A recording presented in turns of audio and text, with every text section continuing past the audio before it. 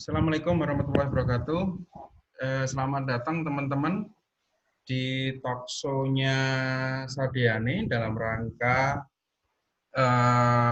Sardiani Bazar Online Ramadan dari tanggal 9 sampai 22 Mei 2020. Talk show ini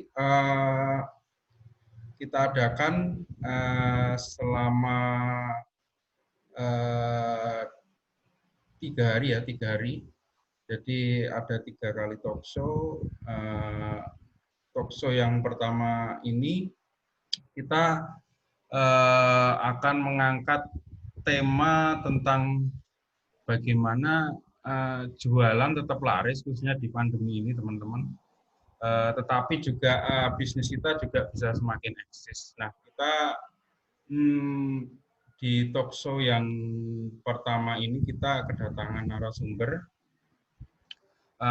Mas Arief Hidayat. Mungkin sebelum kita coba connect ke Mas Arief, kita coba. Assalamualaikum Mas Arief. Halo, ya, Mas Arief. Waalaikumsalam. Halo Mas Arief. Apa kabar? Alhamdulillah sehat. Suara saya jelas, Mas? Jelas. Suara saya bagaimana? Aman. Aman ya. Ya. Mas Arief ini memang selain trainer juga penulis buku. Sempat Mas Arief ya dalam satu proyek penulisan buku ya, berapa lama lalu ya? Udah lama ya? Udah lama sekali. Udah lama sekali ya. Udah lupa bukunya yang mana juga udah lupa. Iya. Ya, Mas Arief, kita ke tema kita di talk show kita kali ini. Kita tahu kondisi sekarang ini kan di dalam pandemi ini beberapa kali saya juga menerima bukan keluhan lagi ya, udah teriakan pelaku usaha, pelaku bisnis yang ya dalam mereka udah menggunakan istilah saya udah dalam kondisi pingsan, semaput, udah nggak bisa gimana lagi. Nah, Mas Arief, sebenarnya bagaimana sih Mas Arief pelaku bisnis, pelaku usaha itu awalnya ini untuk merespon kondisi ini itu harusnya apa sih yang harus dibangun, kesadaran seperti apa sih yang harus dibangun gitu Mas Arief tentang kondisi dalam kondisi seperti ini, Mas Arief? Iya, jadi kalau kita ingat sebelumnya gitu kan, jauh sebelum corona ini masuk ke Indonesia, masih berada di China, banyak orang yang sangat menyepelekan gitu ya, Indonesia kebal gitu kan, hanya minum jamu, pasti corona udah hilang gitu kan. Banyak sekali yang menyepelekan hal tersebut. Tapi ketika meme-meme itu hadir, saya secara pribadi justru nggak berani menyepelekan, karena itu adalah belum terjadi, bukan berarti tidak mungkin gitu ya. Jadi ada kemungkinan. Nah, ketika China mengalami hal tersebut, banyak perusahaan sendiri, kalau saya memang kebetulan di bidang training gitu kan, memang sudah mencium aroma tersebut bahwa akan masuk di Indonesia dan mulai membatasi dan sebagainya gitu kan. Itu saat itu yang terjadi. Terus kemudian kalau memang sekarang ini adalah pertanyaannya terkait dengan keadaan sekarang ini gimana, apa yang perlu dibangun gitu ya oleh pelaku usaha. Nggak terlalu banyak sebenarnya yang bisa dilakukan oleh pelaku usaha, itu nggak terlalu banyak ya. Kecuali ya kemampuan untuk bertahan itu tadi gitu loh. Yang ya kalau memang kita nggak bisa nyerang gitu kan, kalau sepak bola kita nggak bisa nyerang, ya minimal kita bisa bertahan gitu kan. Sama halnya dengan petinju gitu kan. Kalau petinju kita nggak bisa nyerang duluan, ya udah gimana caranya kita bisa bertahan sampai dia yang nyerang itu kewalahan gitu. Gitu sih. Tapi paling nggak bagaimana sih Mas Arief untuk ini kalau kita bicara di awal ini, paling enggak itu bagaimana biar kondisi psikologis ini nggak runtuh dulu. Kalaupun menyerang nggak bisa, bertahan kalau psikologis nggak memungkinkan, bertahan juga susah. Gitu. Kalau psikologisnya runtuh. Gitu. Memang betul pada saat seperti ini yang paling ini kita diserang dalam dua hal ya, secara psikologis sama keuangan gitu ya. Ya. Jadi kalau psikologis sendiri ya kita sendiri yang harus manage benar-benar gitu ya. Kita minta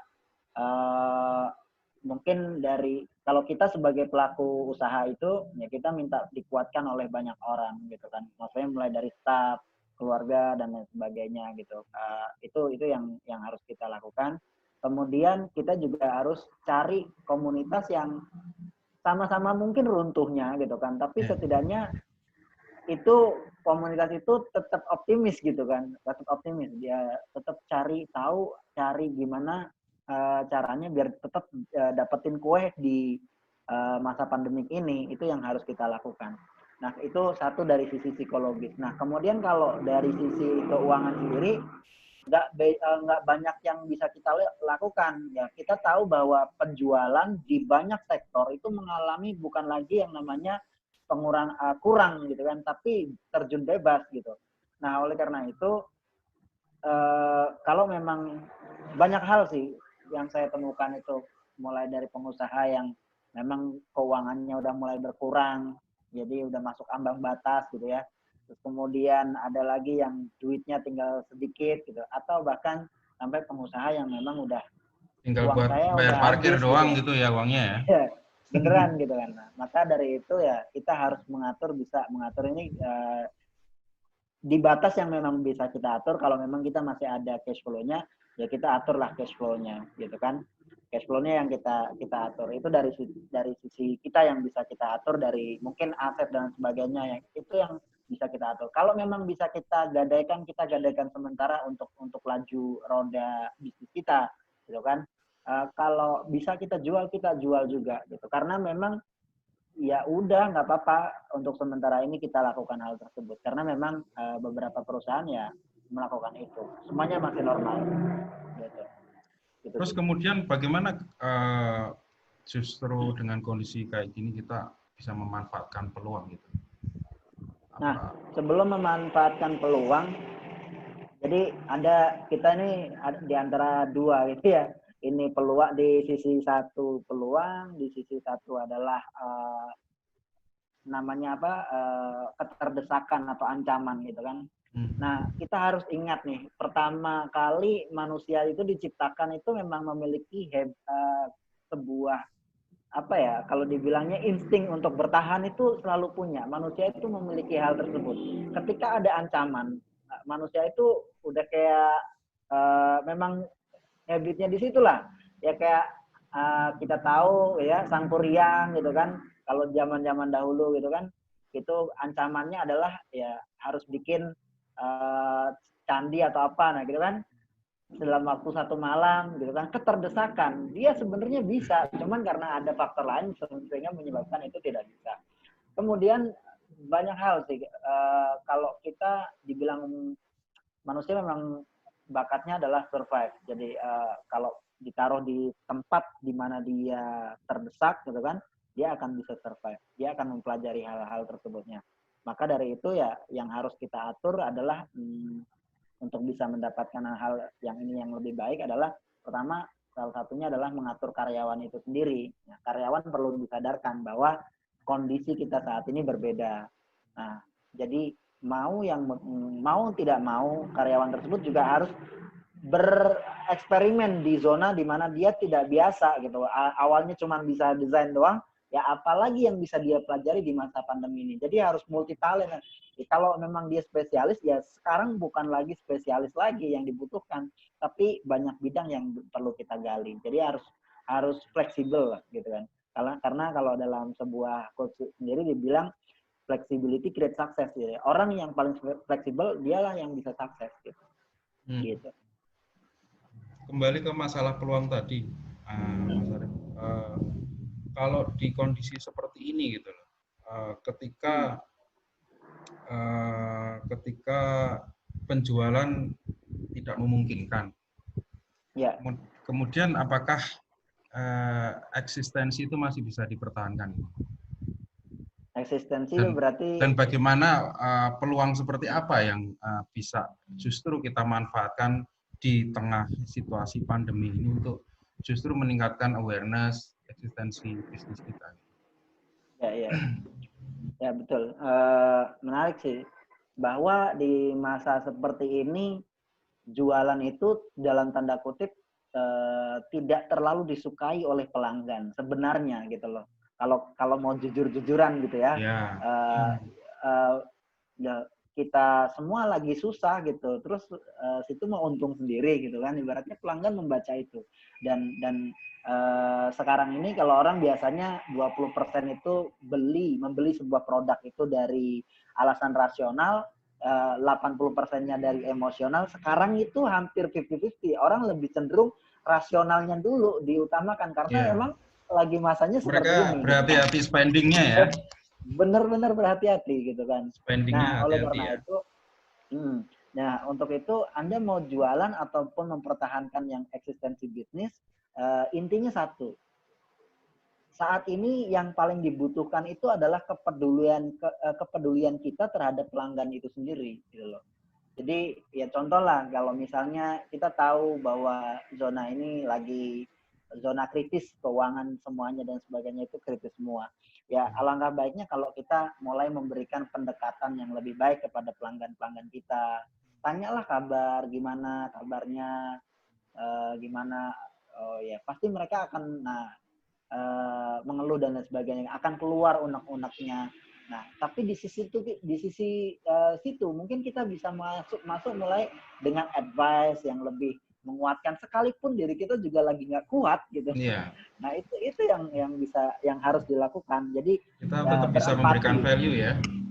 Ya, di situ yang harus kita lakukan. Makanya dalam sebuah jauh sebelum corona ini hadir gitu kan, saya selalu menekankan untuk orang jualan itu jangan pernah berjualan secara hard selling, gitu loh. Di tengah pandemi ini, dalam konteks di tengah pandemi ini ya. Ya, justru sebelum corona ini, saya selalu menekankan jangan pernah berjualan secara hard selling. Itu yang saya lakukan, yang saya tekankan. Jadi kenapa begitu? Karena orang itu kalau langsung ditodong, otomatis nggak suka gitu loh. Ya, maka saya selalu memberikan sebuah di sini kisi-kisi orang itu ya sharing dulu, baru selling kemudian. Jadi sharing dulu, maksudnya apa sih yang bisa kita share dari value bisnis kita gitu kan? Misalnya kita ini jualannya adalah mukena. Ya, coba kita share kepada mereka cara mencuci mukena yang benar. Nah, itu kan bisa. Terus kemudian cara merawat mukena atau melipat mukena yang baik dan benar. Nah, itu orang mungkin tidak sebagian orang tahu hal itu, tapi kalau kita edukasi di situ orang senang. Oh, ternyata seperti ini gitu loh. Ini cara, misalnya kita tahu bahwa mungkin keadaannya sekarang ini lagi kurang baik untuk orang spend uang gitu ya. Tapi kalau coba deh kita edukasi, bagaimana misalnya terkait dengan mukena yang tadi. Ini cara, kita nulis artikel nih ceritanya. Ini cara menjadikan mukenamu tampak lebih baru lagi. Nah orang kan pasti, waduh iya ya gitu kan. Saya lagi nggak punya uang untuk beli mukena, tapi bagaimana membuat mukena saya yang lama tetap terlihat lebih baru. Nah ini pasti di situ orang akan teredukasi, dia akan masuk dalam pikirannya untuk kemudian ingat dengan brand kita atau ingat dengan bisnis kita. Nah itu yang paling perlu dilakukan saat ini. Gitu. Bagaimana kemudian